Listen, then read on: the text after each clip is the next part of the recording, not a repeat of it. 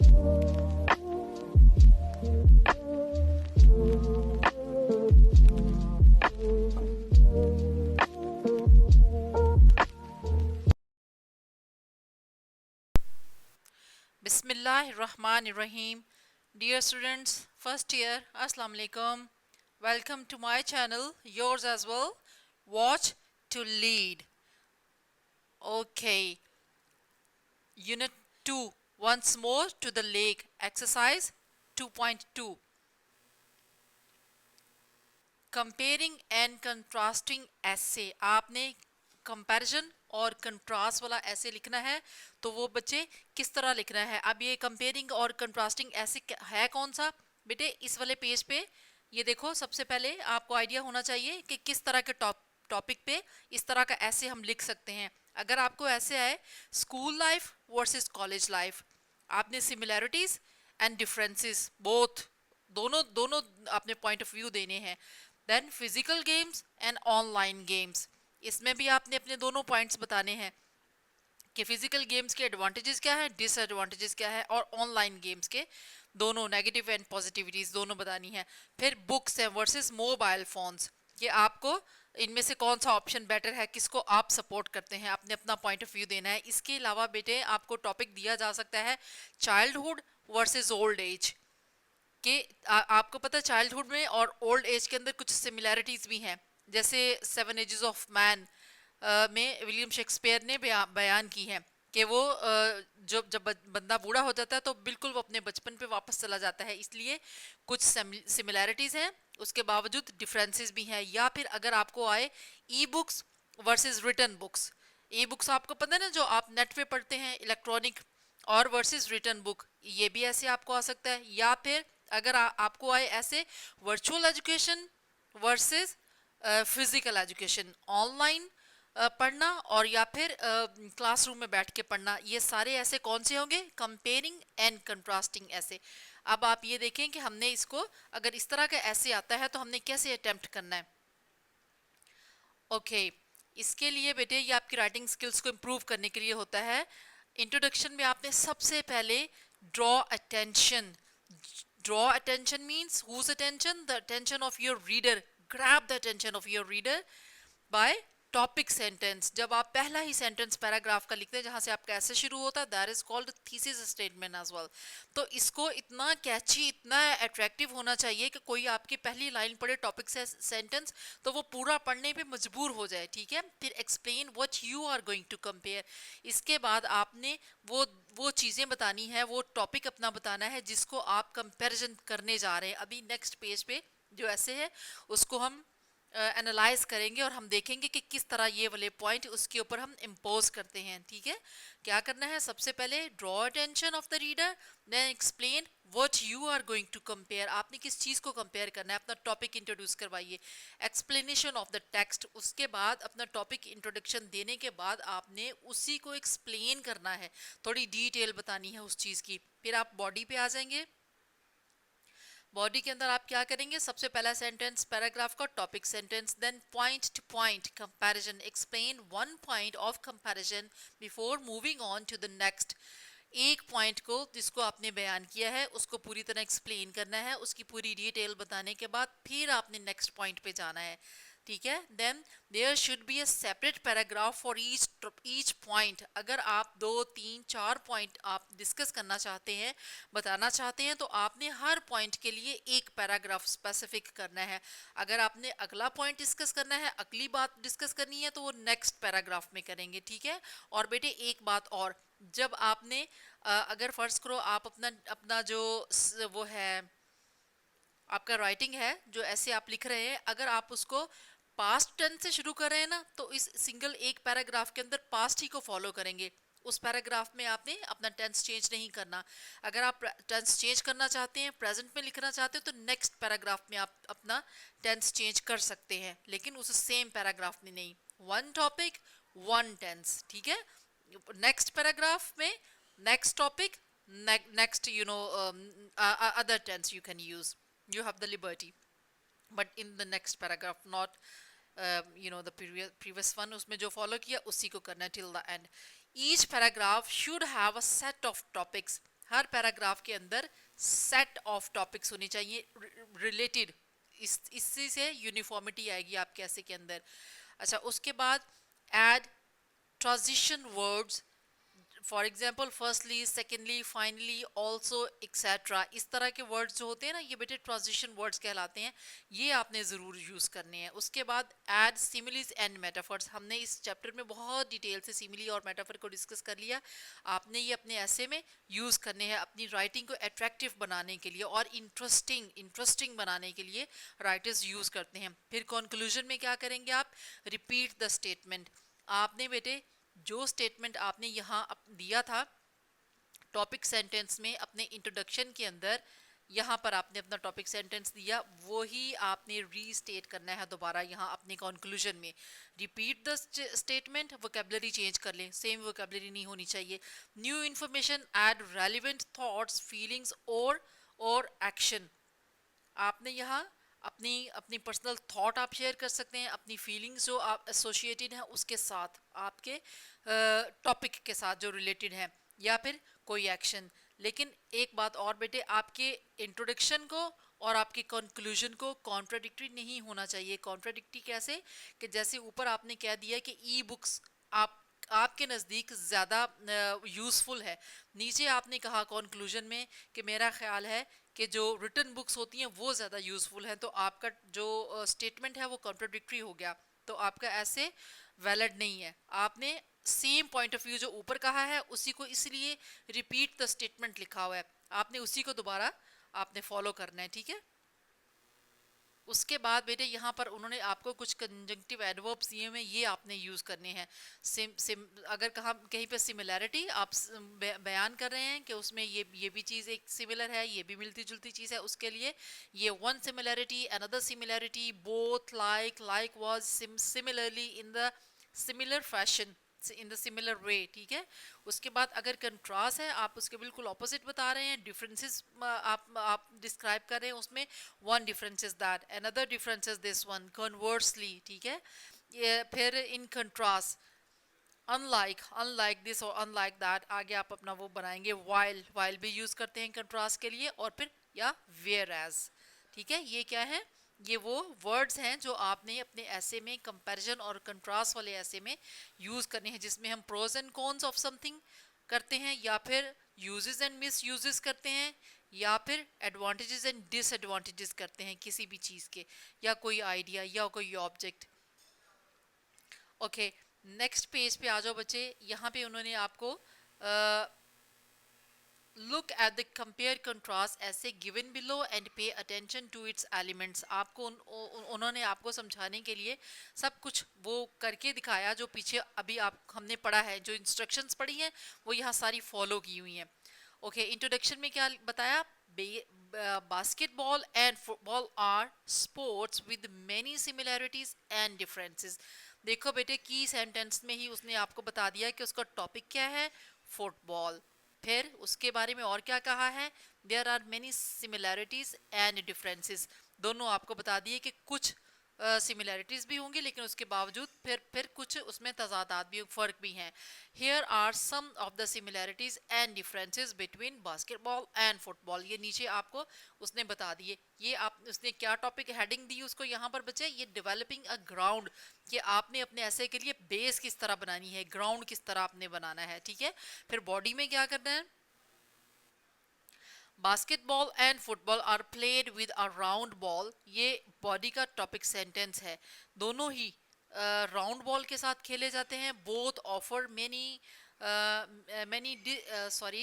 Cardiovascular activities like running, दोनों के अंदर कहता जो आपके हार्ट मसल्स हैं उनकी एक तरह की वो एक्सरसाइज इन्वॉल्व है, दोनों के अंदर इस तरह की एक्टिविटीज है दोनों गेम्स के अंदर। ये टॉपिक क्या है, सिमिलैरिटीज का, आपने जो उनके दोनों के अंदर सिमिलर चीज़ है आप वो डिस्कस कर रहे हैं। Keep this thing in in your mind. क्या है कि दोनों फुटबॉल दोनों उससे खेले जाते हैं, और played with a round ball, दोनों के अंदर राउंड बॉल होती है, दोनों के अंदर कार्डियोवैस्कुलर एक्टिविटीज़ हैं, आपकी फिजिकल एक्सरसाइज होती है आपके हार्ट मसल्स की। So if any one wants to get in shape, अगर कोई फिजिकली फिट रहना चाहता है, अपनी बॉडी को शेप में रखना चाहता है, there are the sports she he needs to play, ये एक्सप्लेनेशन है कि आपने गेम्स मतलब हैं क्यों ज़रूरी। आर रेफरी जजेस ईच मैच, उसके अंदर आपको पता है ना जज होता है referee. If a player breaks the rule he will be called upon, कोई रूल तोड़ेगा उसको बाहर बुलाया जाएगा। और to to commit a fault, कि वो उसने वो फॉल्ट किया होगा उसके लिए उसको बाहर निकाल दिया जाता है। आपने देखा होगा फुटबॉल मैच में many times on television screen. A football player receives a red और yellow card and a basketball player is called upon to commit a fault. ठीक है, उसको भी बुलाते हैं। वो जो ऊपर वाला आप ध्यान से पढ़िएगा इसको। Football player receives a yellow card and a basketball player, ठीक है, वो उसको रेड कार्ड भी दिया जाता है। वो जब मेरा ख्याल है उसको मतलब when he is being expelled from playground, जब उसको निकाल देते हैं तब रेड कार्ड देते हैं। Yellow card a kind of warning उसको देते हैं। उसके बाद बास्केटबॉल के भी उसको बाहर बुलाते हैं और टू कमिट अ फॉल्ट, कि वो अपना वो कमिट करे, उसको कन्फेस करे कि हाँ मैंने किया। After all score is kept in every game similarly. फिर दोनों गेम्स के अंदर स्कोर होते हैं ना, स्कोर बोर्ड रखा हुआ होता है वहां पर। अच्छा ये बेटे उसने क्या बताया आपको, सिमिलैरिटीज बताई हैं कि दोनों बॉल्स के अंदर अगर कोई गलती करता है कार्ड दिखाते हैं, फिर इसको बाहर निकाल देते हैं। दोनों बॉल गोल गोल होते हैं, कार्डियोवैस्कुलर एक्टिव उसमें फिजिकल एक्टिविटी इन्वॉल्व होती है।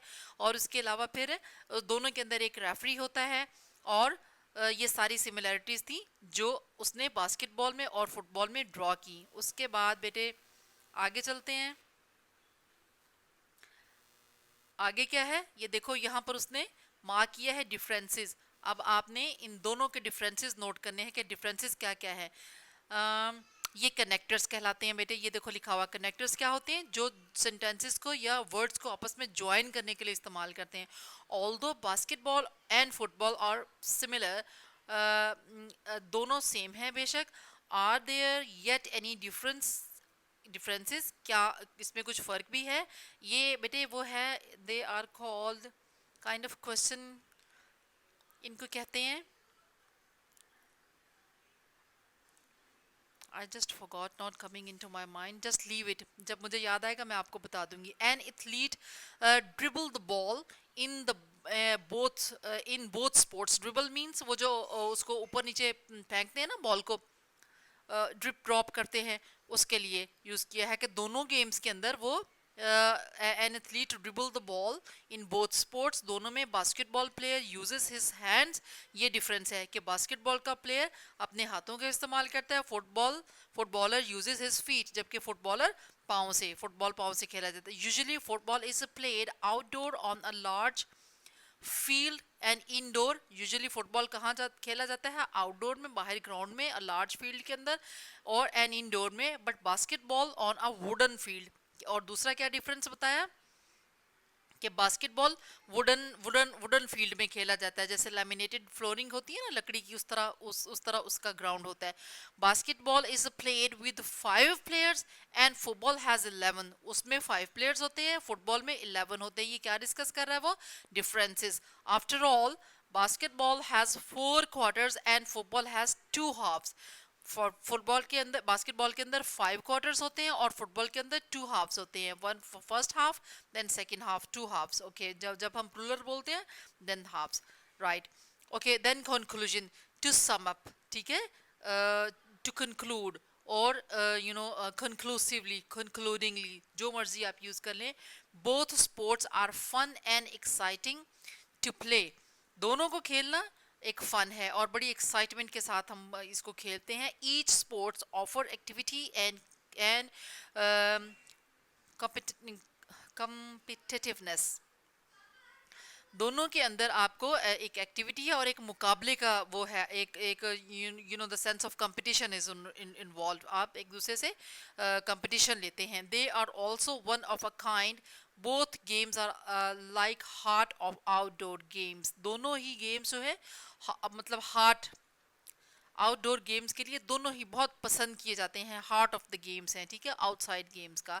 ये देखो उसने यहाँ पर बेटे क्या यूज़ किया, फिगरेटिव लैंग्वेज। पीछे उसने आपको कहा कि आपने सिमिली या मेटाफर यूज़ करना है, तो यहाँ पर उसने सिमिली नहीं यूज़ की बल्कि मेटाफर यूज़ किया। मेटाफर क्या होता है, बहुत दफ़ा डिस्कस कर चुके हैं, जब आप दो चीज़ों को कंपेयर करते हैं और कंपेरिजन डायरेक्ट होता है और किसी क्वालिटी की बुनियाद पे होता है। अब यहाँ पर क्या क्वालिटी इन्वॉल्व है? They are also one of kind, both games are like heart of outdoor games. Heart का है ना, हार्ट किसका होता है?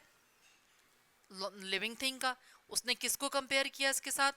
गेम्स को कंपेयर किया। गेम्स का तो कोई हार्ट नहीं होता, लिहाजा जब उसने गेम्स को हार्ट के साथ तशबीह दी तो उसने इसको कंपेयर किया, तो ये मेटाफर बन गया। जब आप तशबीह देते हैं किसी चीज़ को तो ये यहाँ पर ये इस्तारा इसके लिए इस्तेमाल, तशबीह सिमिली होती है उर्दू के अंदर, और ये इस्तारा जो होता है ये मेटाफर होता है। तो यहाँ पर उसने कहा like heart of outdoor games, दोनों ही game heart of outdoor games हैं। अगले पेज पे बेटे जो उसने ये पैराग्राफ दिया है, अब इसमें आपने देखना है कि वो जो सारे रूल्स पीछे उन्होंने आपको सिखाए हैं वो इसके ऊपर हम अप्लाई करें तो इसमें हमें वो चीज़ें मिलती हैं। चलो हम देखते हैं। One similarity between current and previous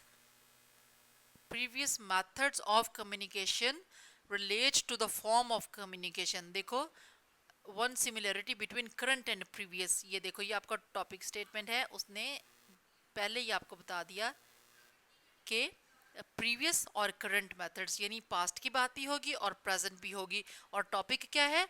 methods of communication. ये देखो ये टॉपिक सेंटेंस में पहले ही उसने आपको आपका टॉपिक बता दिया। Relates to the form of communication के दोनों ही कम्युनिकेशन की फॉर्म्स हैं। पास्ट में क्या होता था ये अब आपको चलो देखते हैं।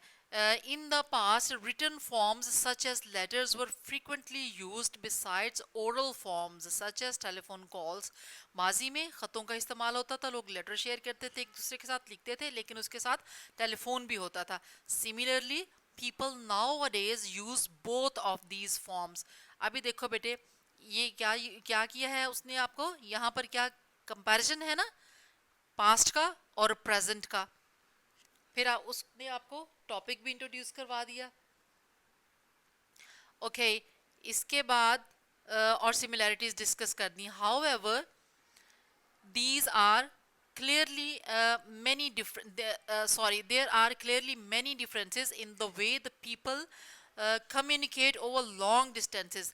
अब यहाँ पे वो differences शेयर करने जा रहा है कि इसमें बहुत सारी बेशक सिमिलैरिटीज हैं जो आप उसने आपको बता दी हैं ऊपर, लेकिन डिफरेंसेस भी हैं।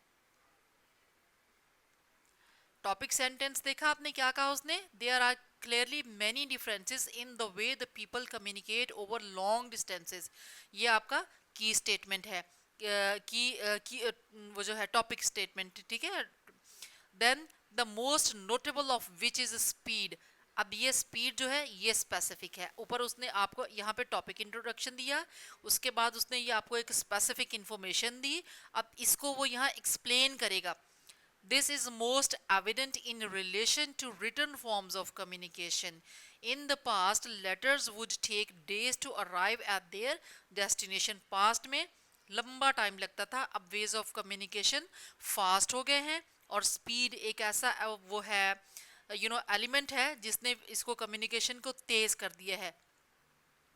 ये उसने बेटे क्या वो इसमें शेयर किया डिफरेंसेस। नेक्स्ट पैराग्राफ देखो, अनदर सिग्निफिकेंट डिफरेंस, एक और इंपॉर्टेंट डिफरेंस वो क्या है? Is the range of communication methods. अब आपको वो इसी को एक्सप्लेन करेगा कि ये कम्युनिकेशन मेथड की जो रेंज उसने कहा है बड़ी चेंज हो गई है, ये क्या है। पास्ट में क्या था? In the past the tools available for communication over long distances were primarily the telephone and letter. दूर दराज के इलाकों में जब बातचीत करनी होती थी तो क्या दो तरीके थे, या टेलीफोन था या फिर लेटर राइटिंग थी। बाय कंपैरिजन, लेकिन अब कंपेयर करके देखें, there is vast area of communication methods available. Array means के एक लंबी कतार लगी हुई है कम्युनिकेशन मेथड्स की। कब? नाउअडेज, आज, ठीक है, आज के दौर में। These include not only the telephone, ये देखो बेटे एक्सप्लेन भी किया यहाँ पर और आपको एग्जाम्पल्स भी दे दी। जो ऊपर उसने कहा ना कि there is array of communication method available, तो ये इसमें कौन कौन सी चीज़ें शामिल है? उसने कहा कि लंबी लाइन लगी हुई है। They include telephone, letter, email, text messages and already mentioned, but also video conferences. ये देखिए, ये उसने वो सारी एग्जांपल्स दे दी जिसको उसने नीचे एक्सप्लेन करना चाहा. Then conferences, lectures, and meetings via different software such as Skype, mobile phones, apps, WeChat and social media platforms. उसने जो कहा उसको करने के लिए उसको एक्सप्लेन करने के लिए उसने आपको बता भी दिया और फिर वो टूल्स भी बता दिए. ठीक है, ये क्या था, कंपैरिजन था. अब कंक्लूजन में बेटे क्या कहना है, याद है ना आपको, उसने रीस्टेट करना है अपने ऊपर के स्टेटमेंट को और फिर उसको कंक्लूड करना है. In conclusion, methods of communication have greatly advanced over the past many years. उसने कहा ना कि अब चेंज हो गए हैं. ऊपर आओ मेरा बेटा, देखो ऊपर बिल्कुल उसने वही बात की थी कि current and previous methods of communication relate to the forms of communication. ठीक है, पास्ट में ये था, प्रेजेंट में ये था, अभी कंक्लूजन में सेम बात. Methods of communication have greatly advance, अब चेंज हो गए हैं. वाइल देयर आर, ये आपका टॉपिक सेंटेंस है आपके कंक्लूजन का, ये वाला. While there are some similarities, अब देखो कंक्लूड किस तरह करना है, कंट्रास्ट और कंपैरिजन ऐसे को. पहले सिमिलैरिटीज भी बता दी कि हाँ इनकार नहीं कर सकते, कुछ सिमिलैरिटीज है. सच एज, कौन कौन सी, the form of communication. There are significant differences like the speed of communication and the range of communication tools available. बहुत सारी चीज़ें चेंज हो गई हैं जिसमें रेंज और स्पीड दोनों चीज़ें आ गई, जिसके ऊपर यहाँ उसने ये एग्जाम्पल्स के साथ आपको ये सारी चीज़ें बता दी. अब इन सारी चीज़ों को जिक्र नहीं करना. एक बात तो ये कि पहले बता दी है, दूसरा ये कि कंक्लूजन है इसको प्रिसाइज रखना है. ठीक है, दूसरी बात ये कि ओके ये बता दी उसने सिमिलैरिटीज. अब देयर इज नो डाउट, लेकिन इसमें कोई शक नहीं है, that the technology has greatly advanced. अब आज के दौर में टेक्नोलॉजी एडवांस हो गई है and will surely continue progressing in future. और ऑब्वियसली ये चीज़ फ्यूचर में तो और ज़्यादा एडवांस होती जाएगी. बिसाइड्स, इसके अलावा the advanced tools which we use today may one day also become outdated. और हो सकता है कि जो आज हमें एडवांस चीज़ें लग रही हैं वो कल आने वाले दिनों में वो ऑब्सोलीट हो जाएं, वो आउटडेटेड हो जाएं, क्योंकि कुछ नई चीज़ें आ जाएंगी. क्योंकि वक्त के साथ साथ आपको पता है ना, changes are inevitable in human life. Developments होती रहती हैं, चीज़ें बदलती रहती हैं. तो इस तरह आपने कंपैरिजन और कंट्रास्ट का ऐसे लिखना है. टॉपिक्स मैंने आपको पहले ही बता दिए. अब अगर आप अभी प्रैक्टिस करेंगे तो आप इसको आसानी से लिख लेंगे. अगर आप इसको अभी प्रैक्टिस नहीं करेंगे तो फिर हो सकता है जब तक आप करें तब तक ये सारे पॉइंट्स ही आपके जहन से निकल जाएं. Okay, so it was exercise 2.2. Until my next video, stay tuned, stay blessed. Allah Hafiz. Don't forget to give me feedback. मुझे बताना है बच्चे कि ये यूज़फुल था आपके लिए, नहीं था, समझ आया नहीं आया, या इसको और डिटेल से बताऊं, कोई और वीडियो बनाऊं. I'll wait for your feedback in comment section. Allah Hafiz.